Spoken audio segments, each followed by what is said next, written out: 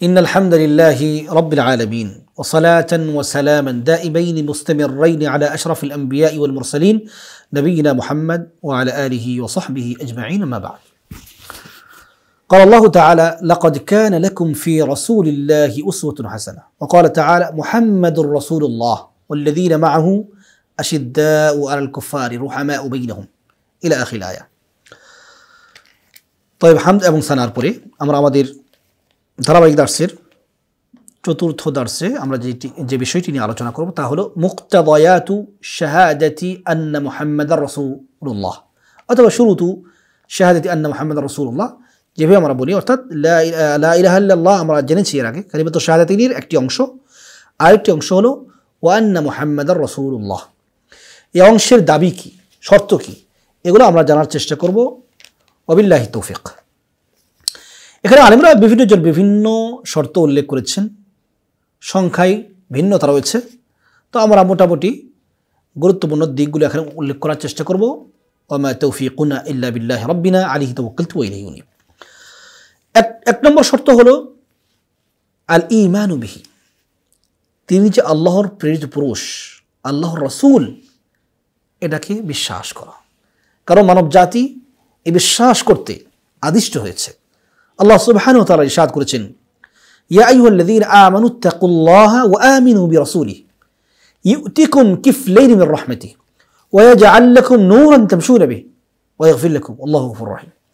আল্লাহ বলছেন, হে ইমানদার সম্প্রদায়, তোমরা আল্লাহকে ভয় করো এবং রাসূলের প্রতি কি করো? বিশ্বাস করো। তাহলে আল্লাহ রাব্বুল আলামিন তোমাদেরকে কি দান করবেন? ইউতিকুম কিফলাইন মির রাহমাতিহি, ডাবল রহমত দান করবেন। ওয়া ইয়াজআল লাকুম নূরান তামশুনা বিহি, এবং তোমাদেরকে এক আলোকবর্তিকা দান করবেন, হেদায়েতের, যে আলোকে অবলম্বন করে পাথেয় করে তোমরা জীবনের পথ চলতে পারবে, এবং তিনি তোমাদেরকে ক্ষমা করবেন। আল্লাহু গফুরুর রহিম, আল্লাহ রাব্বুল আলামিন অতি ক্ষমাশীল, অতি দয়ালু।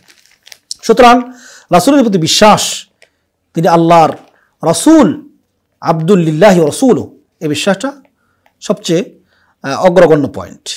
এরপরে রাসূলকে তাযীম করা, তাওকীর করা, তাকে সম্মান করা, সম্মান বজায় রাখা, এবং দিফা আনির রাসূল, রাসূলের পক্ষে প্রতিরক্ষা করা প্রত্যেক মুসলমানের এটা দায়িত্ব, যে দায়িত্ব সাহাবাগণ পালন করেছেন। এবং জানেন আপনারা হয়তো অনেকেই যে দুইজন ইহুদিকে হত্যা করা হয়েছে, দুজন সাহাবী তারা হত্যা করেছেন। কারণ হলো তারা এই সমস্ত ইহুদি রাসূলুল্লাহ সাল্লাল্লাহু আলাইহি সাল্লামকে কষ্ট দিত। রাসূলুল্লাহ সাল্লাল্লাহু আলাইহি সাল্লাম বলেছেন যে আমার এই কষ্ট কে লাঘব করবে? তো এইভাবে দুইজন সাহাবী, তারা এই দুইজন ইসলামের দুশমন, মুসলমানের দুশমন এবং মুহাম্মদ সাল্লাল্লাহু আলাইহি ওয়াসাল্লামের দুশমনকে হত্যা করেছে, এবং রাসূলুল্লাহ সাল্লাল্লাহু আলাইহি ওয়াসাল্লামের পক্ষে তারা প্রতিরক্ষা করেছে। এবং রাসূল সাল্লাল্লাহু আলাইহি ওয়াসাল্লামের একজন ফুফু, সেও তার পক্ষে প্রতিরক্ষা, নারী সাহাবী, এক ইহুদি, সে উৎপেতে ছিল রাসূলুল্লাহ সাল্লাল্লাহু আলাইহি ওয়াসাল্লামকে হত্যা করার জন্য। তো এই নারী, আল্লাহু আকবার, সে সেটা আজ করতে পেরে সে অন্য পথে গোপনে গিয়ে ইহুদি একটি দেওয়ালের পাশে, একটি বাগানের পাশে বসা ছিল, তার উপর পাথর মেরে তাকে কি করেছে? নিঃশেষ করে দিয়েছে। ইহুদি এসেছিল মানবতার মহান শিক্ষককে হত্যা করতে, আর পরিণতিতে সেই নিহত হয়েছে একজন নারী সাহাবীর কাছে। সুতরাং এইভাবেই সাহাবায়ে কেরাম রাসূলুল্লাহ সাল্লাল্লাহু আলাইহি সাল্লামের সম্মানকে রক্ষা করেছে, তার পক্ষে প্রতিরক্ষা করেছে। উহুদের যুদ্ধে তালহা বিন উবাইদুল্লাহ এবং আরও সাহাবারা তার প্রতিরক্ষা করেছে। এরপর সাদ বিন আবি ওয়াক্কাস রাদিয়াল্লাহু তাআলা বিভিন্ন সময়ে রাসূল সাল্লাল্লাহু আলাইহি ওয়াসাল্লামের পক্ষে প্রতিরক্ষা করেছে সাহাবায়ে কেরাম। সুতরাং সেই হিসেবে রাসূল সাল্লাল্লাহু আলাইহি ওয়াসাল্লামের তাযীম করা, তাকে সম্মান করা, এটা শাহাদাতু আন্না মুহাম্মাদুর রাসূলুল্লাহ এর একটি দাবি। আরেকটি হলো মাহাব্বাতুহু সাল্লাল্লাহু আলাইহি ওয়াসাল্লাম, রাসূল সাল্লাল্লাহু আলাইহি ওয়াসাল্লামকে ভালোবাসা। আজকে বিভিন্ন জায়গাতে অমুসলিমরা তো ব্যঙ্গ করছেই, অনেক মুসলমান কিন্তু রাসূলুল্লাহ সাল্লাল্লাহু আলাইহি সাল্লামের দেওয়া নিয়ম নীতি তারা মানতে রাজি নয়। কারণ তারা যে উশৃঙ্খল জীবন যাপন করতে চায়, তারা যে প্রবৃত্তির অনুসরণ করে চলতে চায়, এক্ষেত্রে তারা বাধাগ্রস্ত হয়ে যাচ্ছে। তখন তারা আর রাসূলুল্লাহ সাল্লাল্লাহু আলাইহি সাল্লামের আদর্শকে প্রাধান্য দিতে পারছে না। এভাবেই তারা রাসূলুল্লাহ সাল্লাল্লাহু আলাইহি সাল্লামের যে ভালোবাসা, এটা তারা আস্তে আস্তে নষ্ট করে ফেলতেছে, অথচ এটা ঈমানের একটা অন্যতম দাবি। কারণ রাসূলকে ভালোবাসা রাসূলুল্লাহ সাল্লাল্লাহু আলাইহি সাল্লামকে নিজের সম্পদ, নিজের সন্তান, নিজের পিতামাতা সকলের উপর প্রাধান্য দেওয়া এটা ঈমানের একটি অন্যতম দাবি। রাসূল করিম সাল্লাল্লাহু আলাইহি সাল্লাম বলেছেন, লা ইউমিনু আহাদুকুম হাত্তা আকুনা হাব্বা ইলাইহি মিন ওয়ালিদিহি ওয়া ওয়ালাদিহি ওয়ান নাসি আজমাইন, যে তোমাদের কেউ ততক্ষণ পর্যন্ত ঈমানদার হতে পারে না যতক্ষণ না আমি তার কাছে প্রিয় হই তার সন্তান থেকে, পিতামাতা থেকে এবং সকল মানুষ থেকে। অর্থাৎ রাসূলের ভালোবাসা এটা আমাদের সবচেয়ে অগ্রগণ্য বিষয় আমাদের জন্য, আমাদের সন্তান সন্ততি পিতামাতার চেয়েও, এবং সম্পদ এটার চেয়েও রাসূলকে ভালোবাসতে হবে, নিজের আত্মার চেয়েও রাসূলকে ভালোবাসতে হবে। ওমর রাদিয়াল্লাহু তাআলা এসে রাসূলকে বললেন যে রাসূল, আমি আপনাকে খুবই ভালোবাসি, সবচেয়ে বেশি ভালোবাসি, তবে আমার প্রাণের চেয়ে নয়। রাসূল বললেন যে তুমি ঈমানদার হতে পারোনি যতক্ষণ না তোমার প্রাণের চেয়েও আমাকে ভালোবাসবে। এরপর ওমর রাদিয়াল্লাহু তাআলা বললেন যে এখন আপনি আমার কাছে আমার প্রাণের চেয়েও প্রিয়। রাসূল বললেন আল আন, এখন। এটাই হলো ভালোবাসা। রাসূল সাল্লাল্লাহু আলাইহি সাল্লামের প্রতি সেই ভালোবাসা থাকতে হবে এবং তার ভালোবাসাকে সবার আগে অগ্রগণ্য করতে হবে।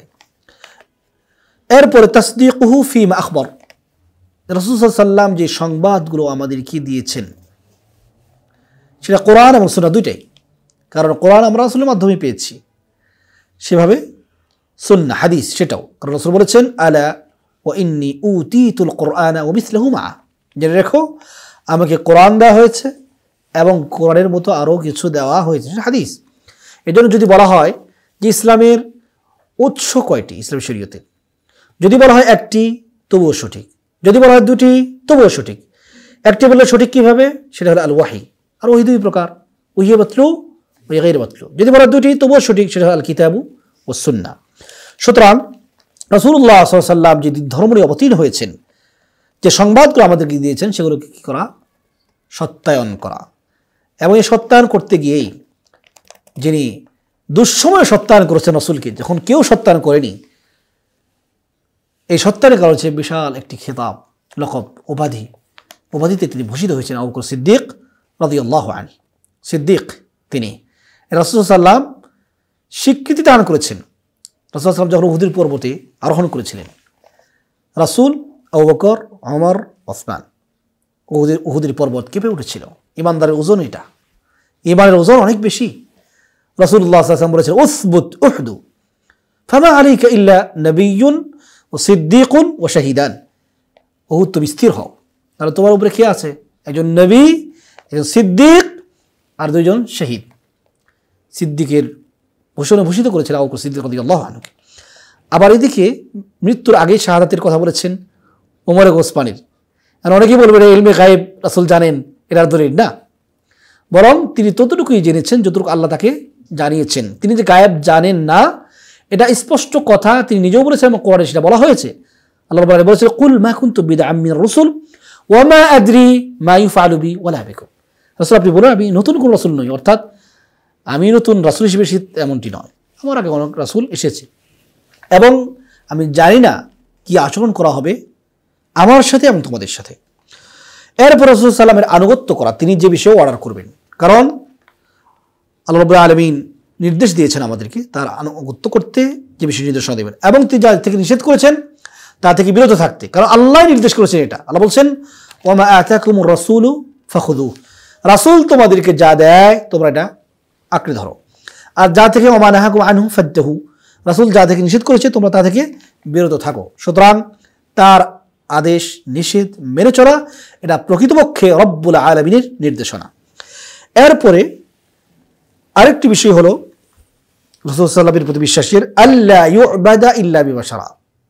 একজন মুসলমান মুহাম্মদ সাল্লাল্লাহু আলাইহি ওয়াসাল্লাম যে শরীয়ত দিয়েছে, যে শরীয়ত নিয়ে এসেছে, এই শরীয়ত ছাড়া অন্য কোনো পন্থায় যেন কি না করে, আল্লাহর ইবাদত না করে। সুতরাং ইবাদত যদি আমরা আল্লাহর করতে চাই, মুহাম্মদ সাল্লাল্লাহু আলাইহি ওয়াসাল্লামের অনুসরণই হতে হবে। সে কথা আল্লাহ রাব্বুল আলামিন বলেছেন। আল্লাহ বলেছেন কুল ইন কুনতুম তুহিব্বুনাল্লাহ ফাত্তাবিউনি ইউহিব্বুকুমুল্লাহ, রাসূল আপনি বলুন যদি তোমরা আল্লাহকে ভালোবাসতে চাও তাহলে আমার অনুসরণ করো, আমার অনুসরণ করলে আল্লাহ তোমাদেরকে ভালোবাসবেন এবং তোমাদেরকে ক্ষমা করবেন। নিশ্চয়ই আল্লাহ রাব্বুল আলামিন তিনি ক্ষমাশীল, তিনি সকল গুনাহ ক্ষমা করে থাকেন।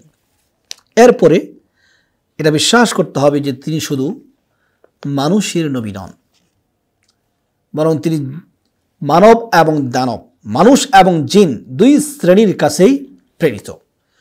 মহাগ্রন্থ আল কোরআন কারীম অমিয়বাড়িতে আল্লাহ বলছেন, কুল ইয়া আইয়ুহান নাস ইন্নী রাসূলুল্লাহি ইলাইকুম জামিআ, হে রাসূল আপনি বলুন যে আমি তোমাদের সকলের কাছেই রাসূল হিসেবে প্রেরিত। এখন এটা দ্বারা কি জিনরা উদ্দেশ্য কিনা? হ্যাঁ, আহলুল ইলমের মত হলো যেখানে জিনরাও কি করবে, প্রবেশ করবে এবং জিনদের মধ্যে নবী অবতীর্ণ হয়নি এবং তারা রাসূলুল্লাহ সাল্লাল্লাহু আলাইহি ওয়াসাল্লামের উপর বর্ণিত বা অবতীর্ণ এই কোরআনকে তারা শ্রবণ করেছে। আল্লাহ রাব্বুল আলামিন সে কথা তুলে ধরেছেন মহাগ্রন্থ আল কোরআন কারীমে। আল্লাহ বলেন, কুল উহিয়া ইলাইয়া আন্নাহু ইসতামা'a নাফারুম মিনাল জিন্নি ফাকালু ইন্না সামি'না কুরআনান আজাবা।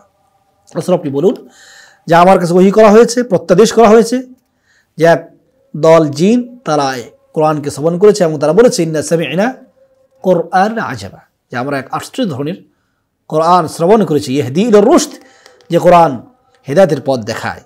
ফাআমান্না বি, এবং সেটার প্রতি আমরা কি করেছি, বিশ্বাস করেছি। ওয়ালান নুশরিকা বিরাব্বিনা আহাদা, এবং আমরা আমাদের রবের প্রতি কখনো তার সাথে শরীক করব না।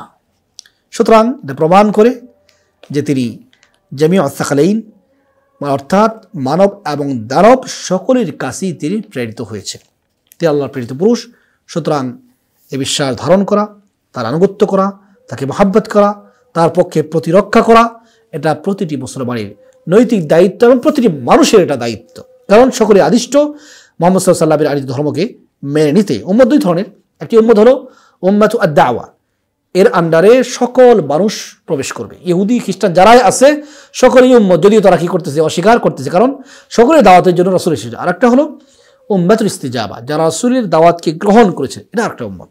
সুতরাং সকলের দায়িত্ব হলো রাসূল সাল্লাল্লাহু আলাইহি ওয়াসাল্লামের দাওয়াতকে মেনে নেওয়া, তাকে ভালোবাসা, তার আনুগত্য স্বীকার করা, তার বিধি নিষেধ মানা। আল্লাহ রাব্বুল আলামিন আমাদের সেগুলো পালন করার, মেনে চলার তৌফিক দান করুন। হাদা ওয়াল্লাহু আ'লাম ওয়া সাল্লাল্লাহু আলা নবিয়িনা মুহাম্মদ।